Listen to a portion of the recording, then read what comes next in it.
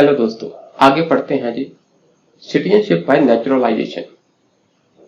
If a person possesses certain qualification, अगर उसके पास कुछ क्वालिफिकेशंस हैं तो देन द सेंट्रल गवर्नमेंट में grant a certificate of naturalisation.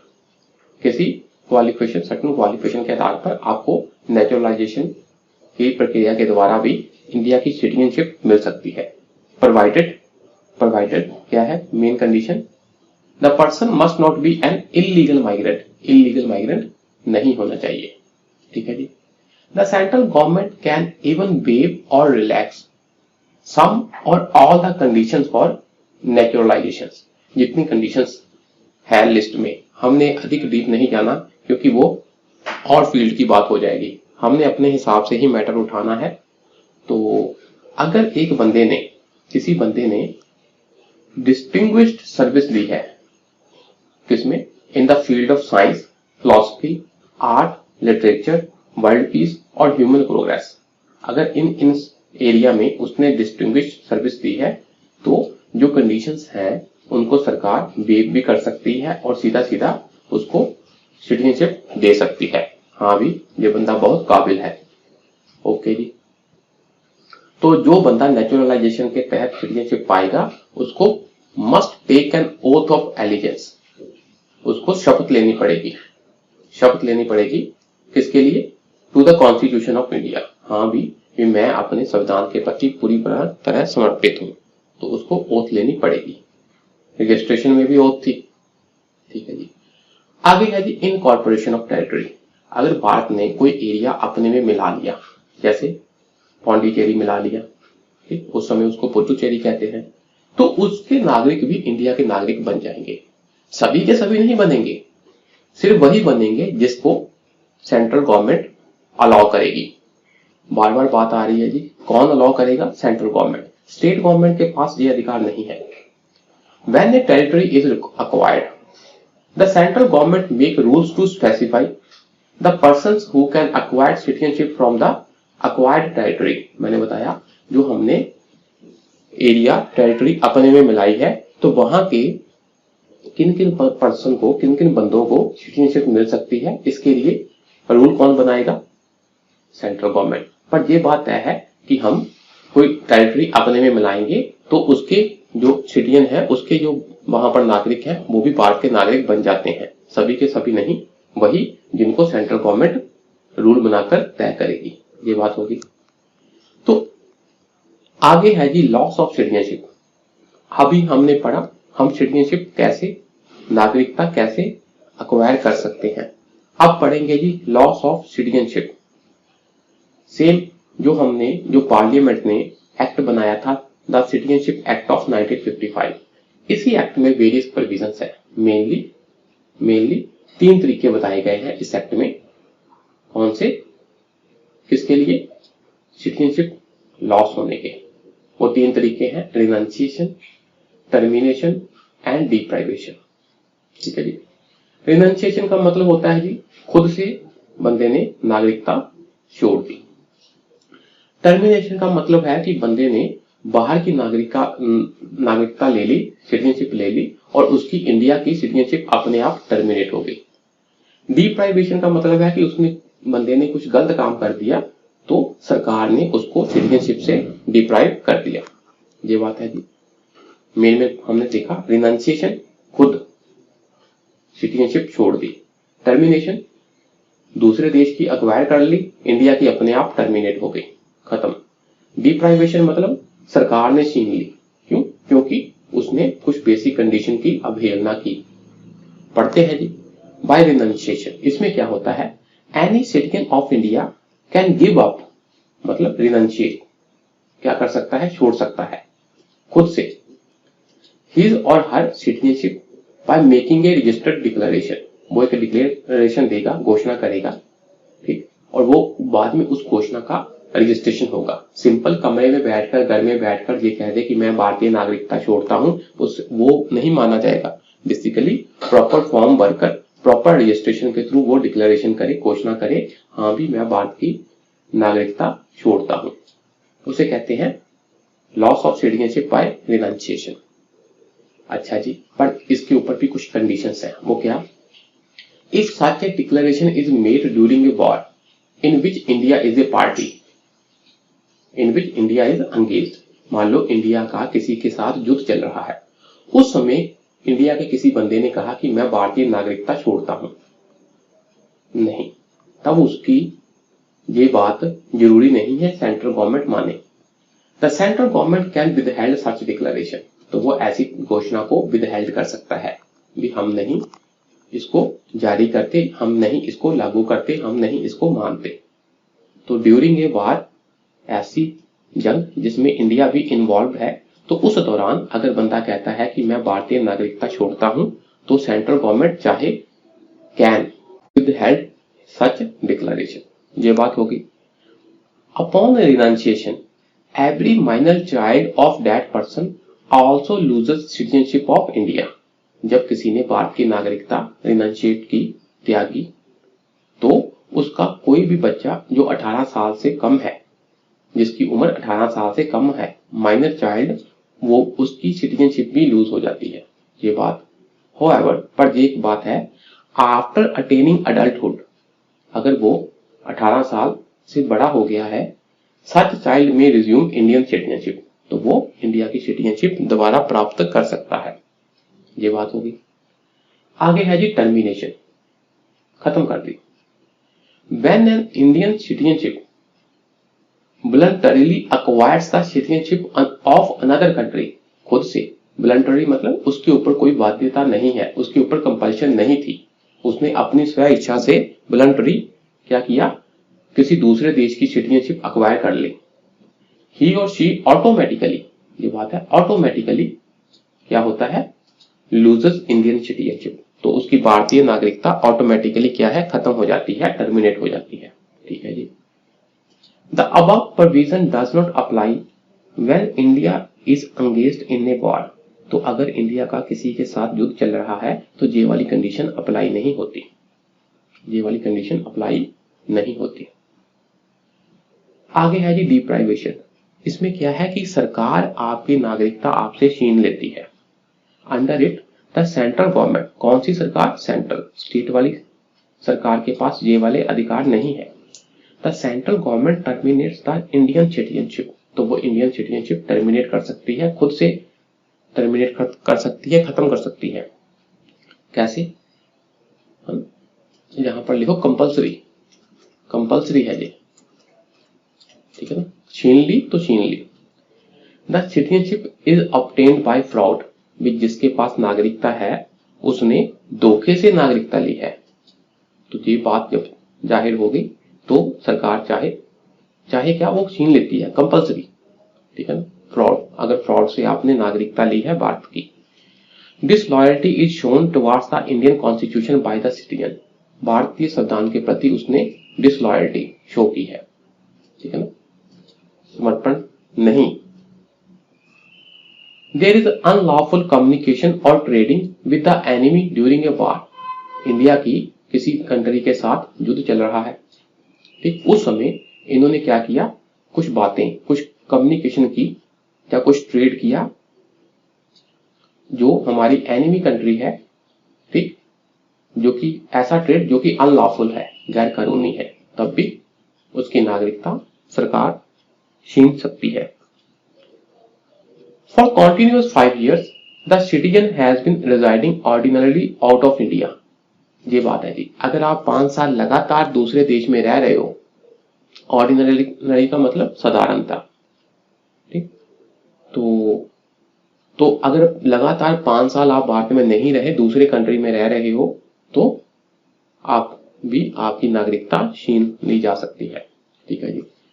With in 5 years after the naturalisation और रजिस्ट्रेशन, किसी बाहर के सिटीजन ने इंडियन नागरिकता ली थी, कैसे, नेचुरलाइजेशन वाले प्रोसेस से जो हमने पहले पढ़ा, और रजिस्ट्रेशन के प्रोसेस से जो हमने पहले पढ़ा, ठीक। The citizen has been imprison in any country for 2 years, मतलब पिछले 5 सालों में वो किसी कंट्री में 2 साल के लिए अगर जेल में गया है, ठीक, और उसने नागरिकता कैसे ली थी, नेचुरलाइजेशन या रजिस्ट्रेशन के द्वारा, तब भी उसकी नागरिकता सरकार छीन सकती है। ठीक है जी, ये चीजें आपने पढ़ लेनी है, समझ लेनी है। ओके जी, आगे है जी, हमारे संविधान में हमें सिंगल सिटीजनशिप दी है, हमारी एक नागरिकता होगी। और कुछ फेडरल स्टेट्स हैं, संघीय देश हैं, जैसे स्विट्जरलैंड हो गया, यूएसए हो गया, वहां पर क्या है, डबल सिटीजनशिप। डबल सिटीजनशिप का मतलब होता है कि जैसे आप भारत में रहते हो, पंजाब में रहते हो, तो पंजाब की नागरिकता आपको अलग से मिलेगी, भारत की नागरिकता आपको अलग से मिलेगी, उसे कहते हैं डबल सिटीजनशिप। यूएसए में ऐसा ही है। अगर आप यूएसए में रहते हो, तो अगर मान लो आप शिकागो स्टेट में रहते हो, तो आपको शिकागो की नागरिकता स्टेट गवर्नमेंट देगी, और एक देश की नागरिकता यूएसए देश की citizenship federal government, central government देगी। ठीक है जी, तो मतलब एक पर्सन है is a citizen of both the country and that of the state as well, मतलब वो अपने देश और स्टेट दोनों का क्या है, नागरिक होता है। पर भारत में ऐसा नहीं है। असल में क्या है ना कि भारत एक बहुत ही डाइवर्स कंट्री है। इनके धर्म, जात, है ना, रंग, कई प्रकार की डिवीजन है, और पॉपुलेशन भी हमारी बहुत अधिक है। ठीक है ना, और सेपरेटिस्ट टेंडेंसी ऑलरेडी है। तो हमारे देश में यूनिटी कायम रहे, फ्रेटर्निटी कायम रहे, आपस में भाईचारे की भावना कायम रहे, इस सब को मद्देनजर रखते हुए हमारे संविधान ने क्या किया है, हमको सिंगल सिटीजनशिप प्रोवाइड की है, कि हमारी सिटीजनशिप क्या है, भारतवर्ष की सिटीजनशिप है, इंडियन सिटीजनशिप है। In the case of double citizenship के केस में क्या होता है, there are chances that one state में discriminate with other in different matters that include, एक स्टेट अपने स्टेट वालों को प्रेफरेंस दे सकता है ना, दूसरे स्टेट के साथ डिस्क्रिमिनेशन कर सकता है, भेदभाव कर सकता है। जैसे एग्जांपल देखो, the right to practise profession, आपने कोई धंधा करना है, बिजनेस करना है, ट्रेड करना है। द राइट टू वोट देने का अधिकार, है ना। ये देखो, कोई प्रोफेशन करना है तो एक स्टेट कह सकता है कि हाँ भाई, मैं अपने स्टेट वाले को ही दारू का ठेका खोलने की इजाजत दूंगा, दूसरे स्टेट वाले को नहीं। ये मैंने एग्जांपल दी आपको, ऐसी और एग्जांपल्स हो सकती है। तो कहने का मतलब यहां भेदभाव हो सकता है। इलेक्शन के दौरान राइट टू वोट देने का अधिकार सिर्फ अपनी स्टेट को दे दिया, दूसरे को वाले को नहीं दिया। The right to hold public officers, सरकारी नौकरियों पर मेरे अपने स्टेट के बंदे ही रखूंगा मैं। तो ऐसे ऐसे कारणों से, ऐसे ऐसे बेसिस पर आप क्या है, डिस्क्रिमिनेट कर सकते हो दूसरे स्टेट के लोगों के साथ। ठीक है, तो ऐसे चांस हो सकते हैं में ठीक है ना। India is more prone to these issues, ऐसे इशू इंडिया में ज्यादा हो सकते हैं। क्यों? Due to its huge population, diversity, poverty etcetera. देश की पॉपुलेशन बहुत ज्यादा है, विभिन्नता बहुत है, और गरीबी है। जब गरीबी होगी तो लिमिटेड रिसोर्स होंगे, जनता पॉपुलेशन ज्यादा है, तो हर कोई सोचेगा कि मुझे मिले, जो गिवन रिसोर्स है वो मुझे मिले। Son of the soil principle आएगा, लोग कहेंगे कि हम बाहर वालों को अलाउ नहीं करेंगे अपने स्टेट में। ठीक, so this problem is avoided in the Indian constitution by the provision of single citizenship. हमारे देश में क्या है, हमारे संविधान में क्या है, सिंगल सिटीजनशिप दी गई है, ताकि ऐसे पंगे हमारे देश में ना पड़े। ठीक है, thus in India all citizens enjoy same rights throughout the country। लगभग सेम राइट्स है पूरे भारतवर्ष में, एक नागरिक के लगभग सेम राइट्स है, सेम अधिकार है। ठीक है जी। However, there are some exceptions, कुछ एक्सेप्शंस भी हैं, कुछ अपवाद भी हैं, मतलब कुछ कंडीशंस लगी हुई हैं। वो क्या है, ये देखो, फॉर सर्टन एम्प्लॉयमेंट्स और appointments with in A state और ड्यूटी मीन यूनियन टेरिटरी, कुछ खास तरह की नौकरियों के लिए या कुछ खास पदों पर अपॉइंटमेंट के लिए, नियुक्ति के लिए, the parliament can prescribe residence as a condition. ठीक है, तो residence as a condition prescribe की जा सकती है, residence as a condition prescribe की जा सकती है। यहाँ भी ये नौकरी उसी स्टेट के बाशिंदे को मिलेगी, उसी स्टेट के रेजिडेंट को मिलेगी। तो ये कौन कर सकता है, पार्लियामेंट। ठीक है जी। अंडर आर्टिकल 15 संविधान क्या कहता है, there is prohibition of discrimination, आप भेदभाव नहीं कर सकते, डिस्क्रिमिनेशन नहीं कर सकते against any citizen on grounds of, किस किस आधार पर, रिलीजन मतलब धर्म, रेस मतलब नस्ल, कास्ट मतलब जाति, सेक्स मतलब लिंग, और प्लेस ऑफ बर्थ, ठीक है, और प्लेस ऑफ बर्थ, ठीक है।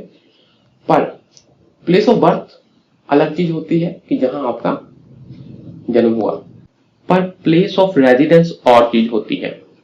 तो हम देख सकते हैं clearly there is no mention about place of residence, तो प्लेस ऑफ रेजिडेंस मेंशन नहीं है इन ग्राउंड्स में, प्लेस ऑफ रेजिडेंस नहीं लिखा, तो इसका मतलब प्लेस ऑफ रेजिडेंस के हिसाब से भेदभाव हो सकता है, प्रेफरेंस दी जा सकती है। देखो जी, the state can give preference to its citizens in certain matters, जो स्टेट है अपने सिटीजन्स को, सॉरी सिटीजन नहीं, अपने रेजिडेंट्स को कुछ खास मैटर में प्रेफरेंस दे सकते हैं, that do not come under the rights given by the constitution to the Indian citizens। देखो संविधान ने कुछ अधिकार दिए हैं, ठीक है, जो संविधान ने कुछ अधिकार दिए हैं उन अधिकारों को छोड़कर बाकी मुद्दों पर जो स्टेट है वो अपने रेजिडेंट्स के लिए क्या है, प्रेफरेंस कर सकते हैं। मैं लाइन दोबारा बोल रहा हूं, कुछ राइट्स संविधान ने सबको दिए हैं, ठीक है, उन राइट्स को छोड़कर जो हमारा स्टेट है वो अपने रेजिडेंट्स को प्रेफरेंस दे सकता है, उन राइट्स को छोड़कर और मुद्दों पर और सब्जेक्ट्स पर हमारा स्टेट क्या है, प्रेफरेंस दे सकता है।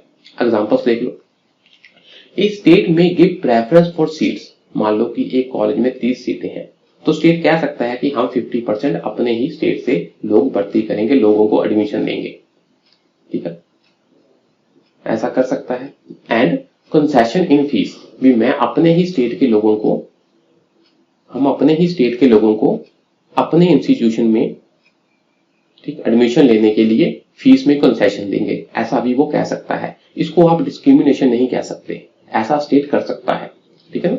For education to its residents, ये वाली क्या है, मैंने उदाहरण दी है, ऐसे और प्रेफरेंस भी स्टेट कर सकता है। जैसे आप पीसीएस का एग्जाम दो तो पंजाब गवर्नमेंट ने ये प्रोविजन रखी है कि अगर आपने पीसीएस का एग्जाम देना है तो 10th आपकी पंजाबी से होनी चाहिए, ठीक। तो इसको आप ये नहीं कह सकते कि दूसरे स्टेट वालों के साथ आप डिस्क्रिमिनेशन कर रहे हो, ये संविधान ने अधिकार दिया है। अंडर आर्टिकल 19 आर्टिकल के तहत क्या प्रोविजन है, there is freedom of movement and residence, आपको पूरे भारतवर्ष में घूमने और रेजिडेंस रहने की आजादी है, पर इसके ऊपर भी कंडीशन है। वो क्या कंडीशन है, but this freedom is also subjected to the condition that, इसके ऊपर क्या कंडीशन है, the interest of any scheduled tribe should be protected, भी आपने जो अनुसूचित जनजाति है, शेड्यूल्ड ट्राइब है, उनके इंटरेस्ट को प्रोटेक्ट करना है। ऐसा ना हो कि आउटसाइडर घूमने की आजादी और रेजिडेंस की आजादी के तहत इनके एरिया में घुस जाएं और इनके कल्चर को, कस्टम को, है ना, खराब करें, इनको एक्सप्लॉइट करें, इनकी जमीनें खरीद लें, ऐसा नहीं करना, इनके इंटरेस्ट को प्रोटेक्ट करना है, किसके, शेड्यूल्ड ट्राइब के। Thus there is restrictions on the rights of outsiders, ठीक, to enter, reside and settle in tribal areas, outsider tribal area में इतना खुल्लम खुल्ला ना तो एंटर कर सकते हैं, ना वहां पर रह सकते हैं, रिजाइड कर सकते हैं, ना वहां पर सेटलमेंट कर सकते हैं अपनी, ठीक। इन सब चीजों के ऊपर क्या है, रिस्ट्रिक्शंस लगाई गई हैं, तो इन रिस्ट्रिक्शंस को आप डिस्क्रिमिनेशन नहीं कह सकते।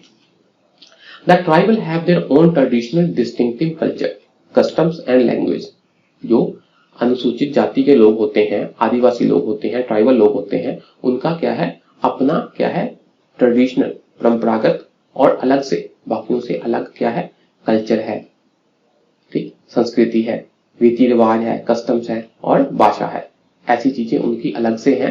तो ये बहुत ही प्रिमिटिव है, बहुत ही पुरानी है, तो अगर बाहर वालों का इंटरफेरेंस हो गया तो ये वाली चीजें खराब हो सकती हैं, है ना, और बाहर के लोग इनके रिसोर्सेज को एक्सप्लॉइट कर सकते हैं।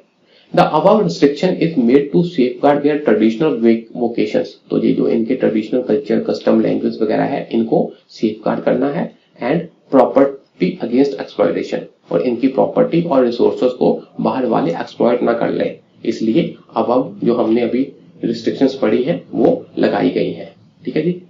तो इसी के साथ ये हमारा चैप्टर खत्म होता है। आपने बार बार इसको सुन लेना है, समय लेना है।